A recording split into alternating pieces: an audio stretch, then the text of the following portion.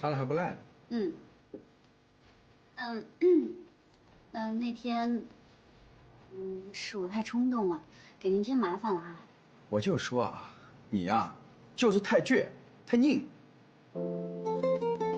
你去高翻院我管不了，但是你别影响我这儿的工作。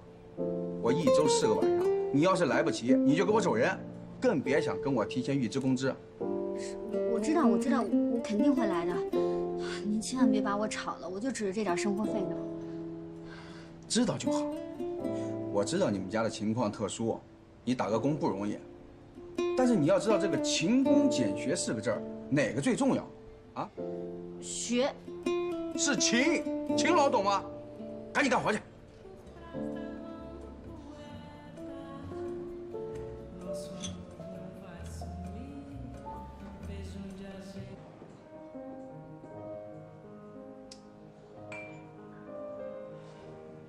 怎么回事啊？这是跟原来说的不一样啊！这都几点了？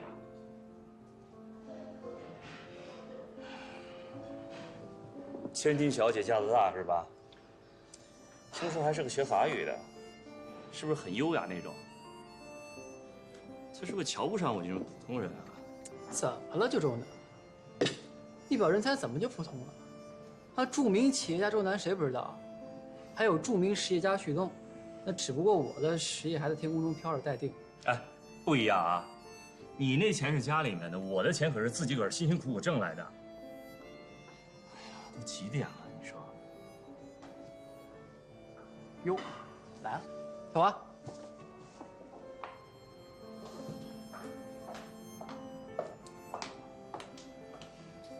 不好意思啊，旭东，让你跟你的朋友久等了。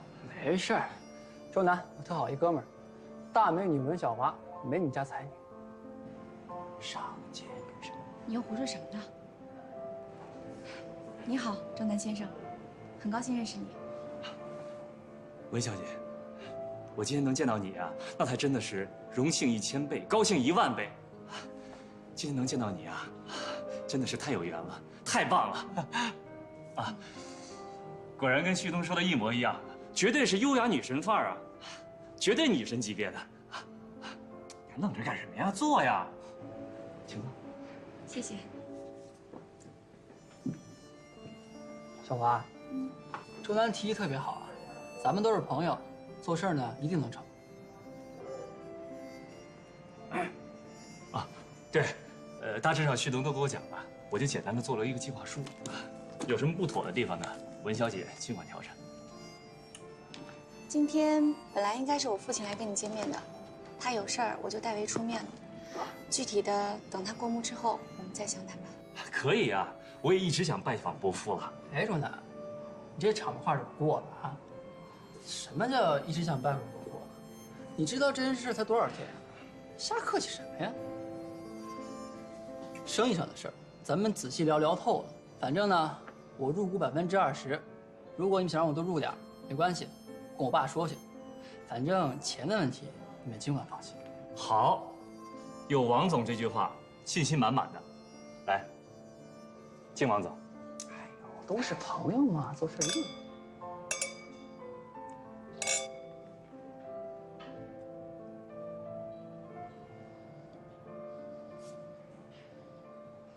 昨晚1点钟哎，翻墙回来，被我逮个正着，这不是第一次了，经常晚归，住宿费到现在还没交，就剩他一个了。你快毕业了吧？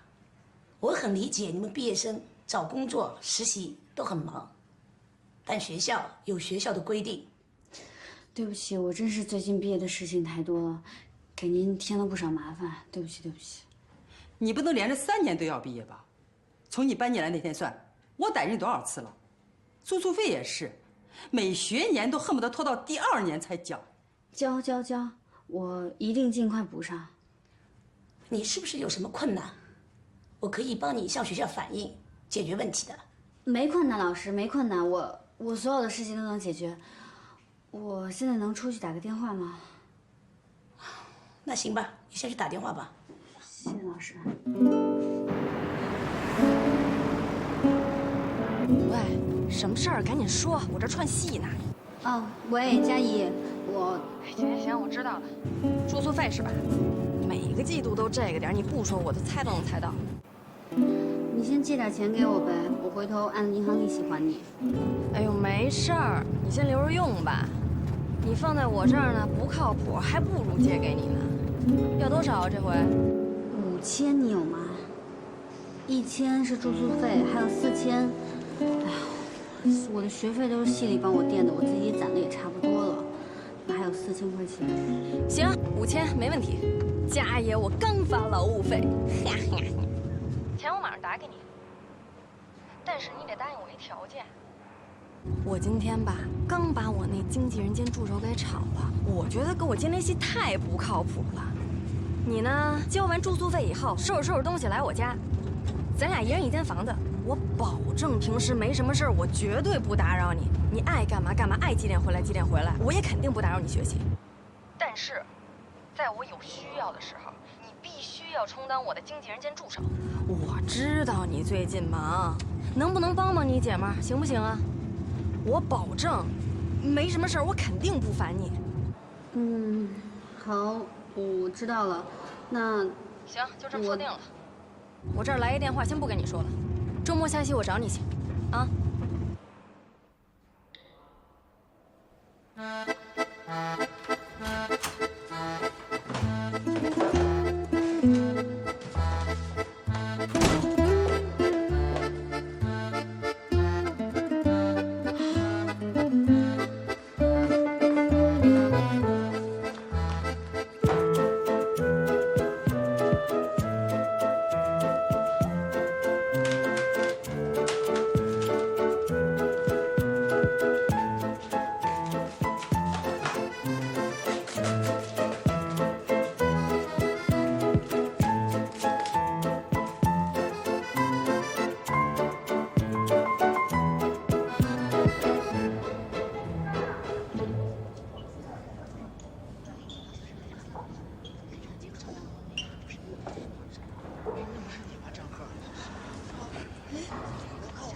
小飞，怎么回事啊？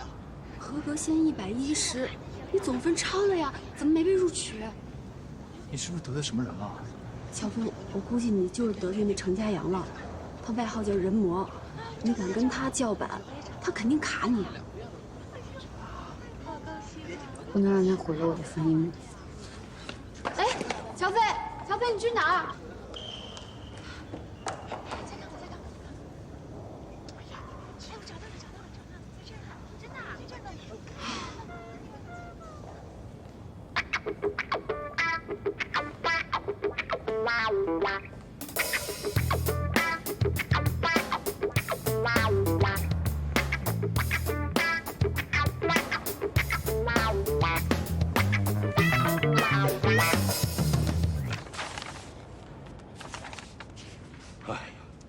笔试第1，可惜了，可惜了。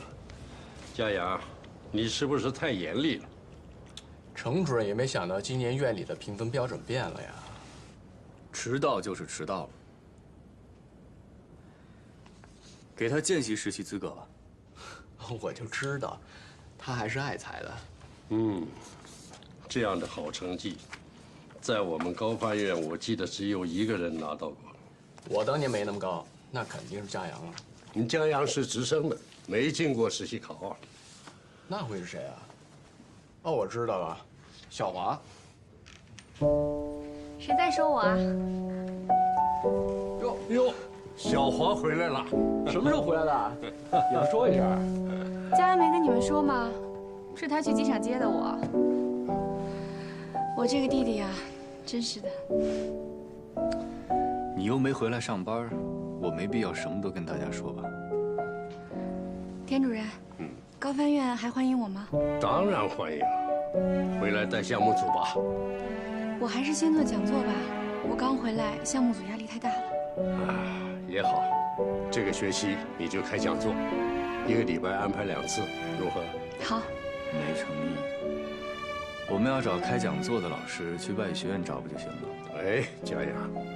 小华的讲座跟别的老师不一样，他在法国待过，又在瑞士那么久，还懂商务这一块，一定大受欢迎的。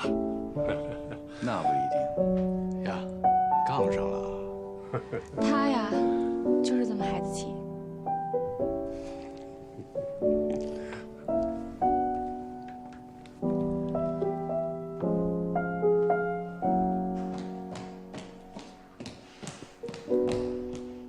程家阳，我有话跟你说。我问你，你是不是临时改了达标要求，故意把我淘汰了？你觉得你自己这样很厉害吗？你毁了别人的梦想，很开心吗？乔飞，请你冷静一点。我没办法冷静一点。你知道我为了进高翻院，我已经整整努力了7年了，就是因为我不知道什么时候得罪了你，你就要把我刷了。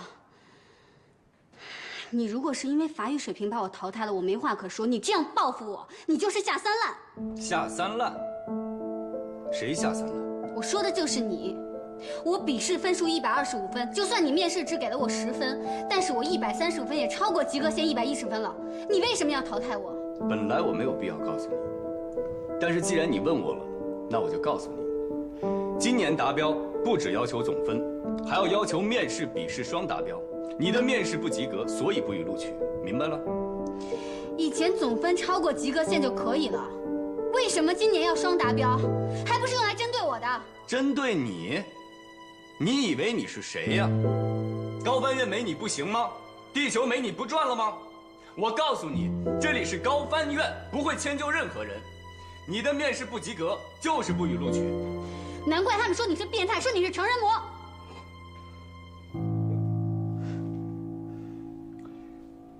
我叫程家阳，我有我自己的名字。你虽然不予录取，但我会给你一个见习实习的机会。什么见习实习生？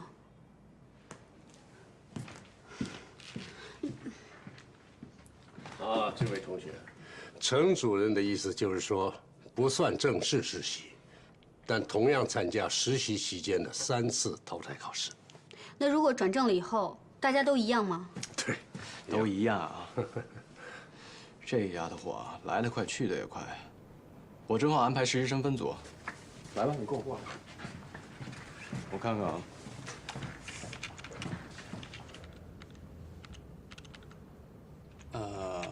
怎么了，老师？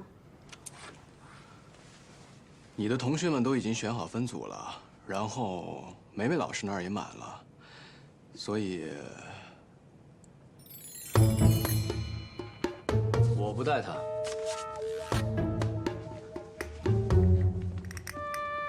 你这孩子，刚才骂人的气焰哪儿去了？你是文小华老师吗？对，我知道你，你被评为中法语言交流青年学者，对吧？你是我的偶像呢。又来一个偶像啊！你的偶像不是张璐吗？是个女翻译，翻译的好一点就成你偶像了，太廉价了吧？我是真的很喜欢文老师啊。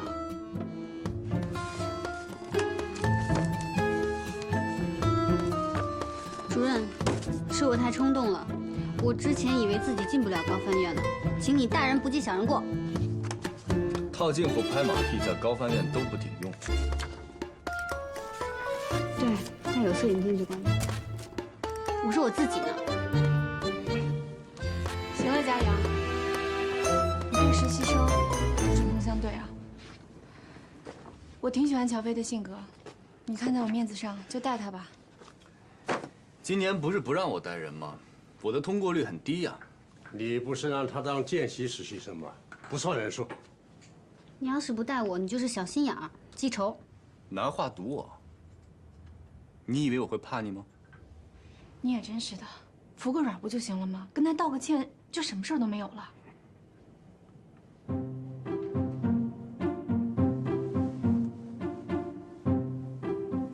安塞佛朗。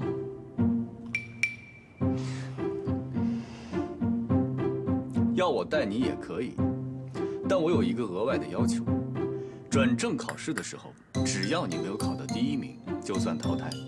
接不接受随便你。我接受，我一定会努力考到第1名的。1，我对你的努力没有丝毫的兴趣。你淘汰只是早和晚的问题。2，高翻院法番组的学生一律不许迟到。3，高翻院的规则都给我记下来。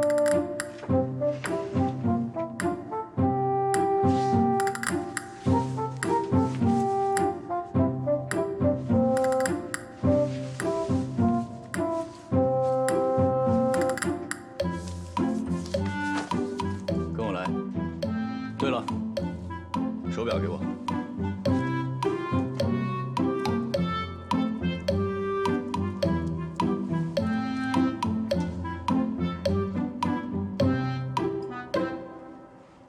调快了半小时。我说过不会再迟到了。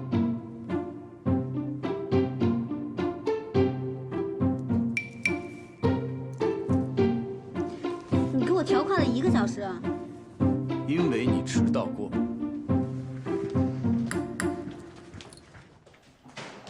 准备一条睡袋。睡袋。加班的时候想睡在地下也没问题，反正跟我没关系，我不会带你。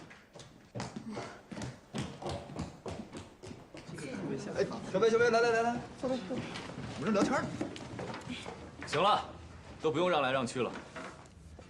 你们大部分人很快就会被淘汰，将来有的是时间在家里做。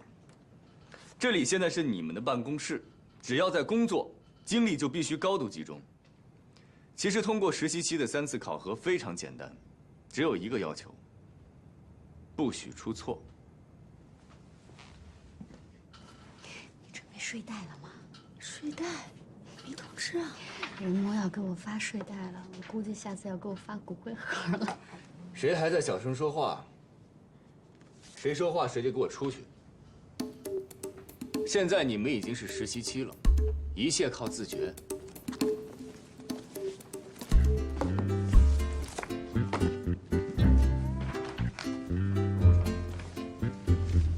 我不说话，我用眼神杀死你。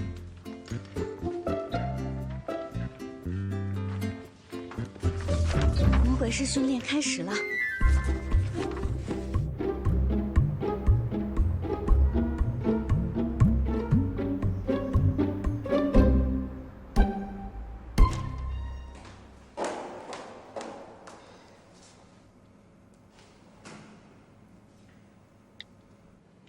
倒数3秒。Les nymphéas sont une série d'environ 250 peintures à l'une et la poupée par Claude Monet, impressionniste français pendant les 31 dernières années de sa vie. Ces peintures représentent le jardin de fleurs et plus particulièrement la bassin de nénuphars. 这种内容还行吗？对啊，你这种训法，万一把他弄得没有自信了怎么办？这种跟读，就算不懂法语的人都能蒙得1、2句，有什么坏自信的？ Également dans d'autres œuvres comme la Ligne de la Terre ou la Gare Saint-Lazare.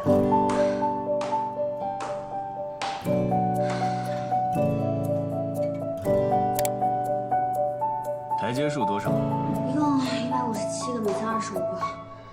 伍德成之前做了7个，对吗？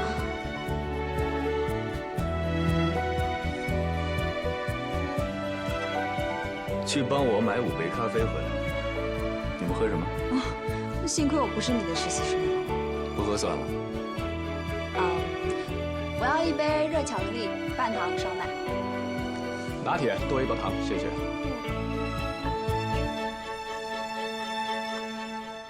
田主任要 espresso， 另外1杯大杯美式，三明治不要鸡蛋和花生酱，给你也买1杯，我请客。热巧克力半糖吗？喂。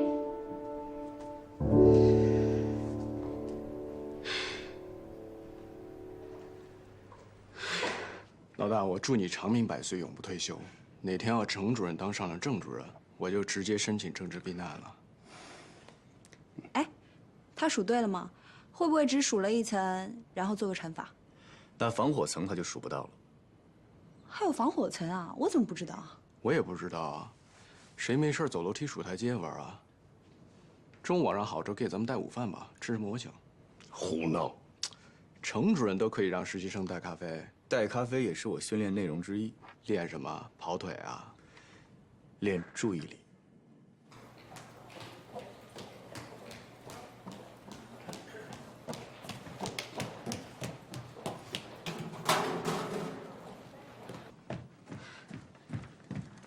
主任，热巧克力半糖少奶，拿铁多1份糖，然后还有浓缩美式，三明治，不要花生酱和鸡蛋，对吧？谢谢。刚才你在楼梯间听到的音频内容是什么？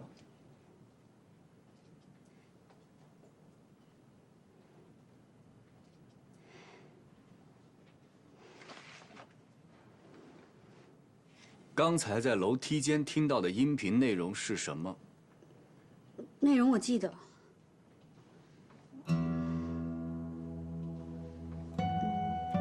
中途替我去买了杯咖啡就全忘了？那我们训练的目的是什么？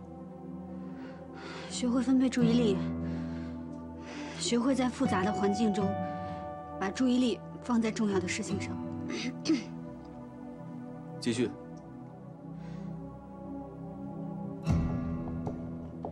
我台阶数错了吗？我跟你说结束了吗？没结束吗？不是数完台阶就没了吗？我什么时候跟你说结束了？你在家躺着的时候，任务才结束，知道吗？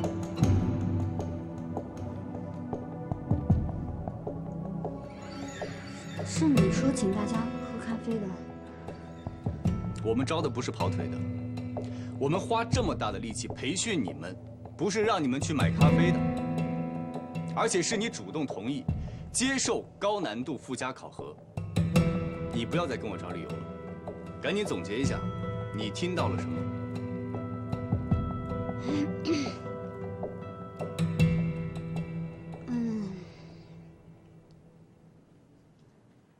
是莫奈作品的，一个睡莲系列。什么？然后呢？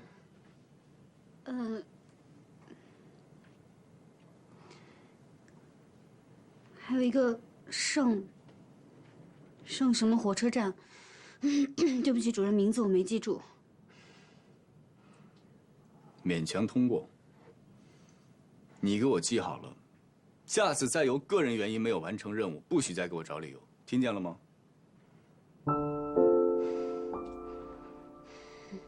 赶紧记下来，迅速给我翻成法语。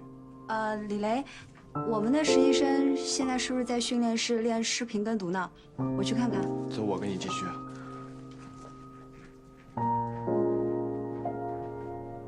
主任，我现在去。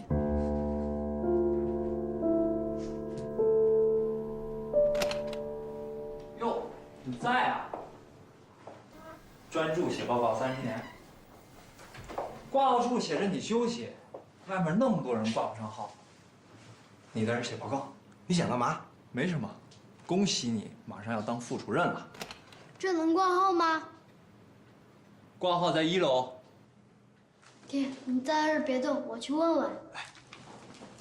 高佳明，你别以小人之心夺我，我问心无愧，我压根儿就没看过你的临床数据报告，只是凑巧和你选了同一个方向。凑巧。要说我们还真是挺有缘的。老赵，你在周浦医院工作得有20年，一直致力于开颅手术的大面积出血控制，这怎么就帮我陪赞助企业老总开了个会，就突然对海绵状血管瘤这么感兴趣？不要以为这个课题很容易攻克，要是容易，我都研究5、6年了，还能轮到你？这个病是神经外科的不治之症。是文道来找你，你以为是我巴不得想做这个项目？实话告诉你说吧，高建明，他们选择我不选择你，那是因为你影响力太小。他们商人说的做公益，扔钱也得听个响啊，只有我来牵头才行。是文道给的你钱。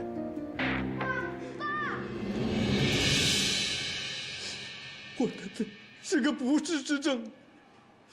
就是你说的那个海绵状血管瘤。我说那是不治之症，我又没说你一定会死，只要你控制得好，最差也就现在这样。你别哄我，我脑袋都3次出血了，这个肿瘤压在我的中枢神经上，一直在长。再出血，我的命就挂了。它就像个定时炸弹，随时会爆。行了，您的话呀，我也听明白了。您得的这个病确实是不可逆，但是要是治疗的好，通过手术是可以把肿瘤切除的。大夫，您说的这是真的？真的可以把我脑袋的这个定时炸弹去掉？你放心啊，我对你负责。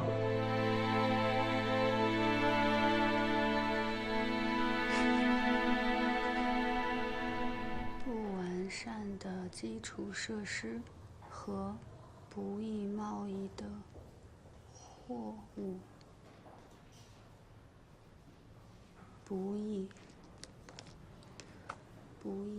不易被贸易。哎，乔飞，你怎么没去吃饭？没胃口。你上午的事我们都听说了，太惨无人道了。怎么，是不是又给你布置作业了？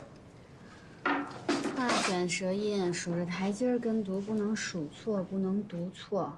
要买4杯咖啡，有的加糖，有的不要糖。少奶不加花生酱，不加鸡蛋。我哪知道这是陷阱还是任务啊？买完以后呢，跟你说让你背诵全文。对，就是艺术评论。我跑腿买了咖啡，我还要给他背诵全文。哎，乔飞，你没事吧？你的脸好红啊！好着呢，38度恒温杀菌。哎，要不这样，你去请个假，你跟主任请个假，完了祝福下吃点药。好呀，那你帮我请好不好？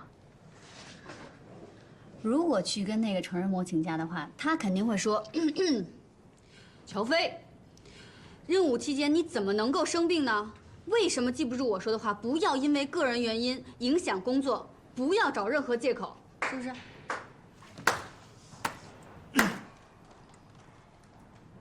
学得很像嘛，以后你来当主任得了。郝哲到，李雷让你去资料室找他。哎，好嘞。谢谢主任同志。他落东西了。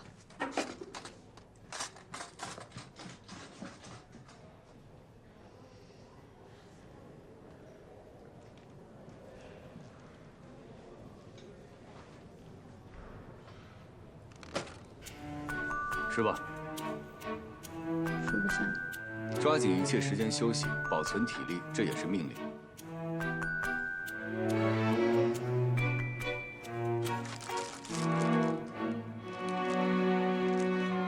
这你特地给我买的呀？以后有意见当面说，高翻院不喜欢背后议论。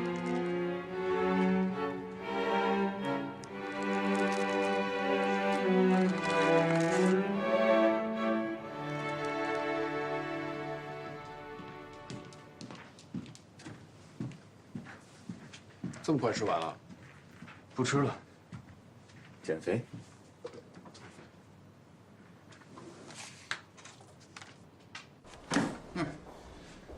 一个主治医生，为了科研跟同事吵架，弄得病人闹情绪。我说你是怎么了？主任，你消消气啊！这个项目啊，对我来说意义很特殊。高佳明，在患者面前你是个医生，说话得掂量掂量。那个患者的血管瘤在脑部什么位置，你搞清楚了？这个人他脑子里面长了个瘤子，就相当于一颗定时炸弹安在他的脑袋里。我给了他希望，给了他勇气，让他能够活在这个世界上。给你放2天假，回家去好好想想这个事儿。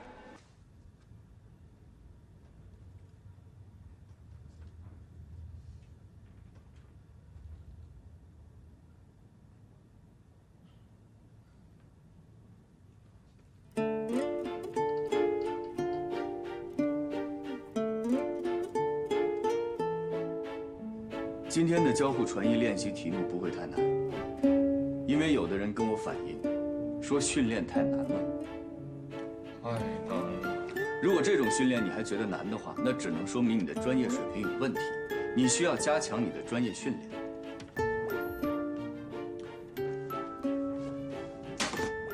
2个人自由解组，其中每一个组派一个代表到我这儿抽取资料，一个人戴着耳机跟着听读，另外一个人根据搭档的听读进行翻译。2分钟换一次角色，先是2组。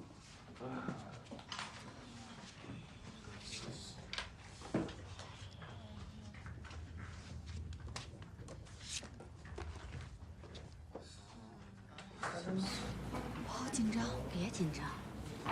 我觉得翻译完成了以后，人魔肯定会让咱俩把翻译的内容、总结的中心思想端到大意之类的。没事儿。万一我不知道我自己说什么，万一你也忘了怎么办呀Les gangas s'assient derrière les murs. Parce qu'au XVIIe siècle, Paris est entouré d'un mur percé de portes. Les marchandises, notamment le vin, qui est une boisson quotidienne, ne peuvent entrer que par ces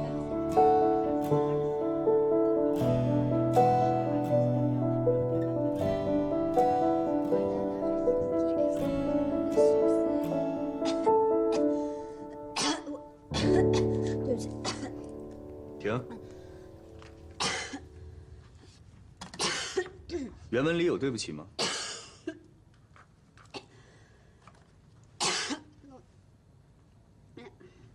王琳琳，你到郝哲那组，你们3个一组。你跟我来。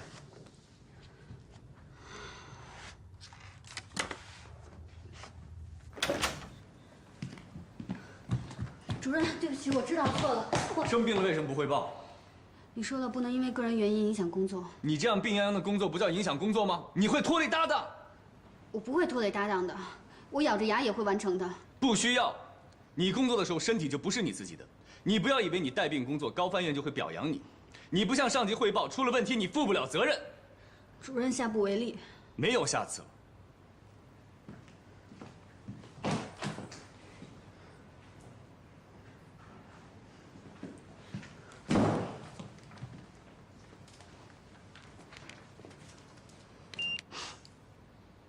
38度5，我不管你用什么方法，不降到37度2以下，不许进训练室。你不来，我算你缺勤。主任，我真的知道错了，你别算我缺勤，你让我回去吧。不许哭，哭的话一次算2次，1天不来自动退出。我没哭。拿着。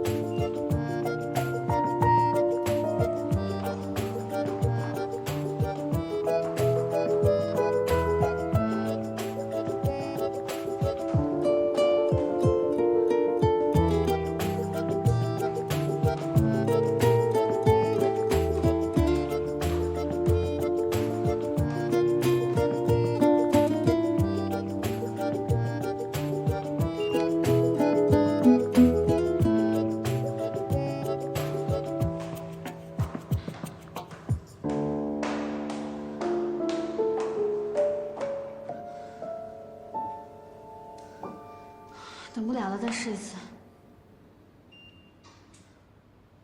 哪有那么快呀？你才吃了15分钟药，那要1个小时才能生效呢。我现在不能等了呀！我再等就要被辞退了。你说早不烧晚不烧，为什么等到现在才烧呢？不行，我要去帮你跟人魔请假。别！千万别去！你看，我已经站起来，我没事了，我还能转圈呢。你千万别告诉人魔。我没事，你们俩快去上班吧，去，别在这儿了。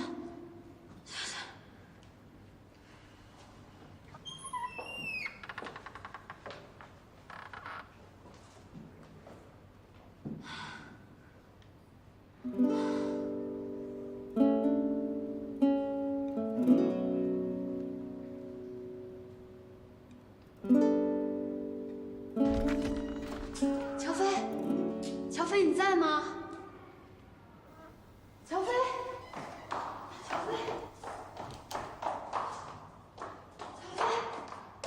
乔飞，乔飞，乔飞，乔飞，哎呀，你没事吧，乔飞？我怎么睡着了？对呀，你怎么在这里睡了？我不知道，我刚才我吃完药特别晕，我就睡了。我睡了多久啊？哎呦，你怎么还烧啊？哎呀，行了行了行了，你就别忙活了，都下班半小时了。程主任已经带其他实习生去吃饭了，让我过来找你。走了？那我算缺勤吗？这个我可不敢问他，还是你自己问吧。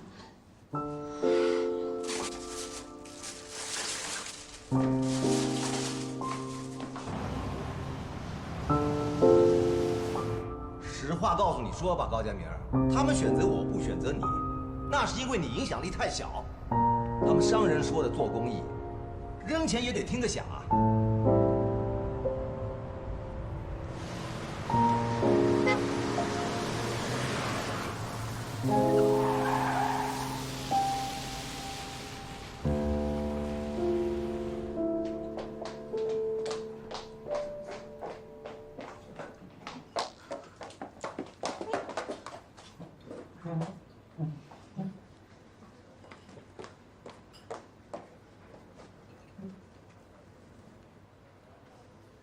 既然都下班了，大家就轻松一点吧。周同学，你的烧退了吗？退了，主任。你看，明天我能上班了吗？无论再忙，都要多喝水。身体有任何的不舒服，要记得行政办公室有药箱。谢谢主任。我知道你们平时在底下都叫我人魔，但是我个人觉得，我在生活中还是挺随和的。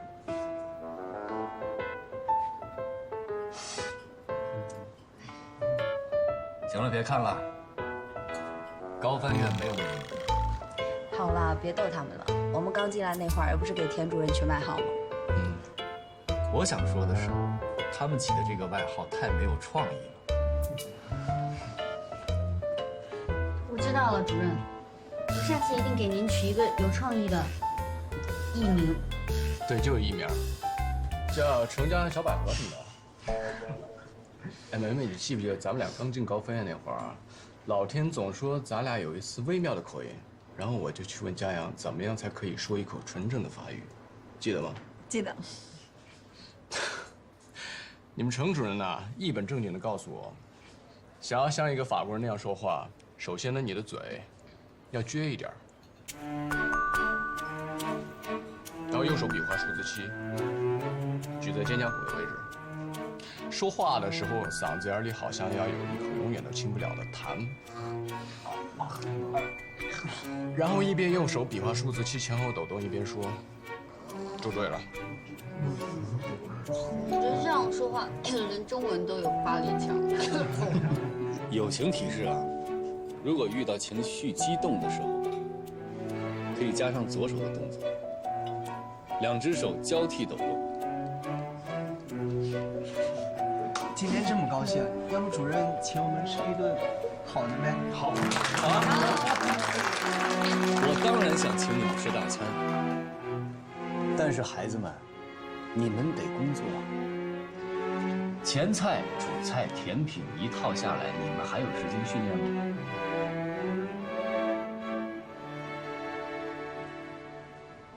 上菜。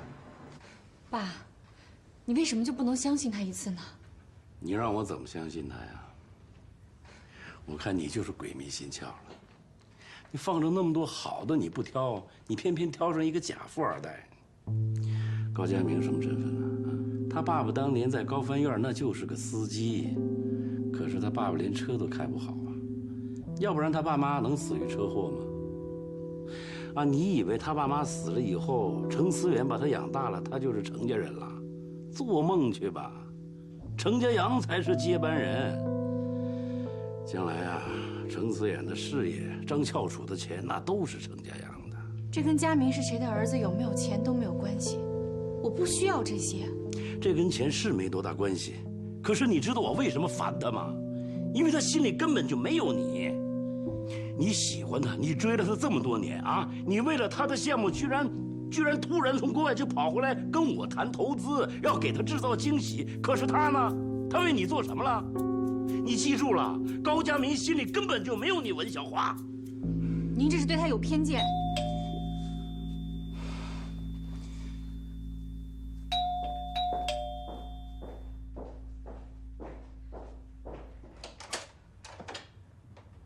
佳明，你怎么来了？佳阳跟你说我回来了。我不知道你回来，怎么样，顺利吗？本来我想给你个惊喜的，不过现在出了点问题。刚好你今天来了，你跟我爸再谈谈你的想法吧。对，我来就是想找叔叔来谈一谈我的想法。文叔叔，你说，带着我的项目去资助我的竞争对手，这得是什么样的人能干得出来的？怎么了？钱是我的，我愿意怎么花就怎么花，我想给谁就给谁呀。爸，您别这样。孩子，你是不是有点傻呀？就算是你帮他把研究搞成了，他也不会跟你一起去瑞士生活的。如果他真有这个打算，他在国内搞什么研究啊？他在国内搞研究，那就是看中了你爸爸手里的钱。赵建明，程思远养了你20多年了，怎么就改变不了你身上小市民的习气呢？看得出来吗？看得出来。文叔叔，你这么说就不对了。温小华的长相、性格、学历和你的钱都是他的优点。我选择小华就是被他的这些优点所吸引。不过碰巧有钱啊，是他最大的优点。佳明，你不要这样说话。那我怎么说呀？文叔叔把我死去的亲爸都捎带上了，我还怎么说？爸，佳明也是您看着长大的，他说话就是这样。其实他心里啊，不一定是这么想的。不是这样吗？啊！你爸爸坐在自己家里，被这么个小兔崽子这么羞辱，为什么呀？啊！我就是想让你看清楚了，他到底是个什么样的人。他为什么敢这么放肆啊？他压根儿就没打算再跟咱们文家有任何瓜葛，否则你借他个胆子，他也不敢。文叔叔，你也是过来人，怎么这么没有城府？我特别愿意为了钱娶小华，我也觉得青出于蓝他成不了红。我不是伪君子，我是真小人。不过我至少承认我是个小人。可您总在背后给人捅刀，可不好啊。行了，佳明，别再说了。我跟你的事儿，我们自己处理。在我这儿没有我和你的事儿，只有我家和你家的事儿。难道从头到尾你对我就一点感情都没有吗？小华，你能不能清醒一点？你哪只耳朵听过我跟你提过感情这件事儿？你也有选择的听听你爸的劝，至少在这件事情上，我跟他想法是一样的。那这么多年我们俩到底算什么？我们一定会有结果的，你只要相信这一点就行。不会有任何结果，从一开始就是你情你愿，我没表过态。你混蛋！小华，他的态度还不够明确吗？啊，你还要帮他羞辱爸爸到什么时候啊？那么多喜欢你、条件好的你不要，你非得要他，你自虐呀你！我知道你接下来要说什么了，该说的我都说完了，你是不是该让我滚了？看好你女儿，每次提分手、提复合的那个都是她。说话怎么那么不算数呢？分了啊，这次就真的分手了，这次算数的。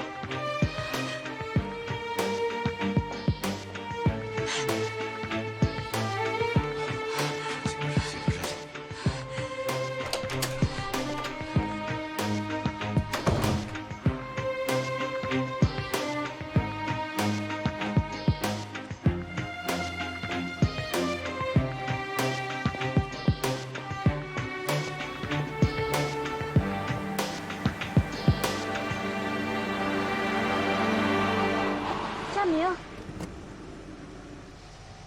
佳明，你突然回来，怎么不打个电话呢？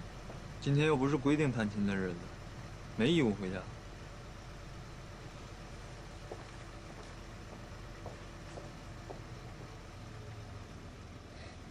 你怎么不留佳明呢？生都不吱一声。你们俩加起来90岁了吧？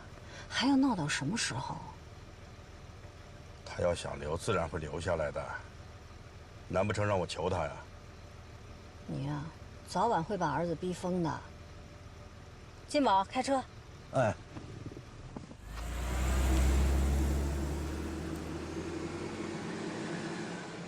后天晚上，中国小企业联合会会在这里招待法国企业访问团，非正式商务酒会。高翻院准备申请你们以工作人员的身份参加。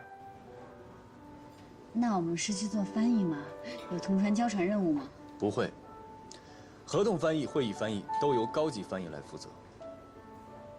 当你们在现场看到一个中国女强人和一个法国女强人想要交流衣服，包括鞋，但却又苦于语言不通的时候呢，就可以勇敢地走上前，帮助他们。那就是服务员呗。服务员可以穿着高跟鞋站一晚上，你行吗？你把我骑在地上得了。虽然是非正式酒会，但是我要求你们一律按照法国总理访华的标准来演练，所有人必须着正装，女士化淡妆。你面试那套可不行。可以穿休闲皮鞋吗？正装。必须化妆吗？我平时也不化。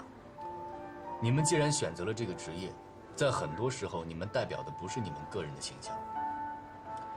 有些场合需要化妆，如果是出于尊重，就必须要化。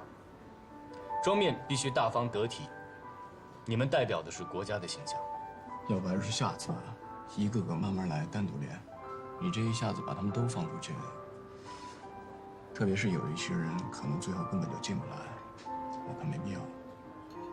那行，我回去跟田主任说一声，他们可能还没有能力去参加这种级别的场合。哎，别呀，你给我们1天时间，让我们准备一下，然后过1天以后你再来验收，不行的话再取消我们资格也可以啊。嗯，对呀，对啊，对不对？对啊，已经晚了，我需要提前申请，提前做安排。那一个晚上，明天早上来验收。对啊，给个机会嘛。成交。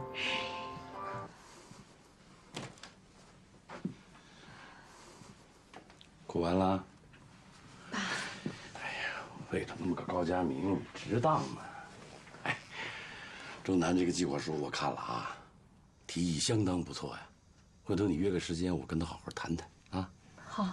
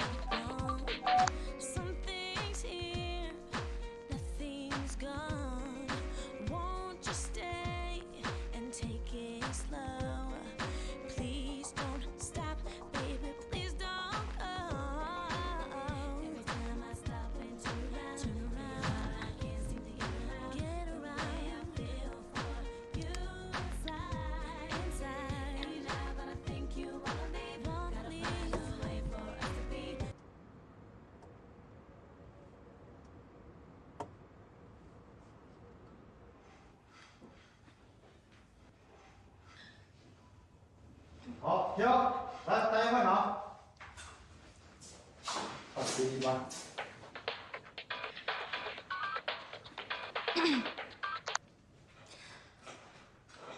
喂，您好，我是吴佳怡的助手花花。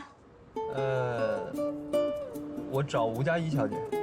请问你找我们佳怡姐是拍戏呢，还是拍广告呢？我们佳怡姐的档期可是非常的满。对不起，都不是。我们上次在公安局见过，我是公安局。好的好的，你稍等啊。佳怡姐，你的电话。